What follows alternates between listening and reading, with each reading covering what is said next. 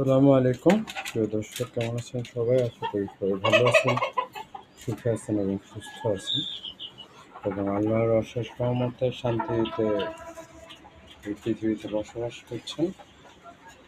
তো সবাইকে প্রাণঢালা অভিনন্দন জানাচ্ছি, যারা আমরা এই জীবন পেয়েছি। তো এইখানে আপনার হচ্ছে যে পৃথিবীতে বেঁচে থাকাটাই মূল উদ্দেশ্য না মানুষের।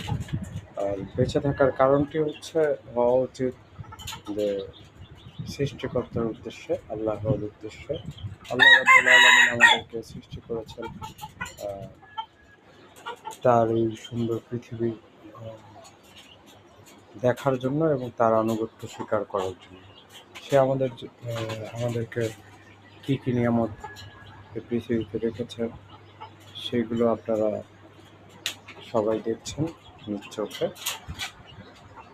আর আল্লাহর সৃষ্টির আপনার সব কিছুর মধ্যেই একটা আলাদা রকমের একটা সৌন্দর্য আল্লাহ রাব্বুল আলামিন রেখেছেন।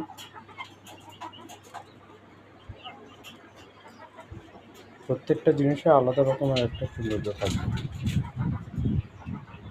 আর দেখেন, উনি আপনার কত বড় ক্রিয়েটার। উনি আপনার পৃথিবীতে যত রকম পশু পাখি বলেন, যত জীব বলেন সৃষ্টি করেছেন, তার মধ্যে আপনার একটার সাথে আরেকটা আপনার কখনোই মিলাতে পারবেন না।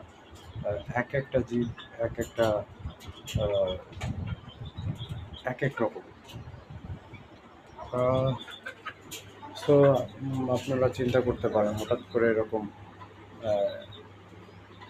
অদ্ভুত কথাবার্তা কেন বলছি। এগুলো অদ্ভুত কথা না, এগুলো বলার একটা কারণ অবশ্যই আছে। কারণটি হচ্ছে যে আমরা আপনার পৃথিবীতে বাঁচার জন্য আপনার সবাই কাজকর্ম করি এবং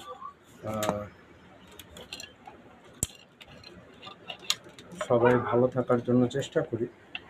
সেই কারণে আপনার মাঝে মাঝে আপনার অনেক মানুষই আমরা ভুল করে বা জেনে বুঝে যেভাবেই হোক না কেন উপার্জনের ক্ষেত্রে আপনার অনেক সময়তে হারাম হালাল ভুলে যাই। তো সেই কারণে সবাইকে বলছি, সব মুসলমান ভাই ও বন্ধুদেরকে বলছি, আমরা হালাল উপার্জনকে বেছে নিই এবং হারামকে বর্জন করি। তো হালাল উপার্জনের দিক থেকে চিন্তা করে বললে আপনার হচ্ছে আল্লাহ রাব্বুল আলামিন বলেছেন আপনারা পশু পাখি লালন পালন করেন, গবাদি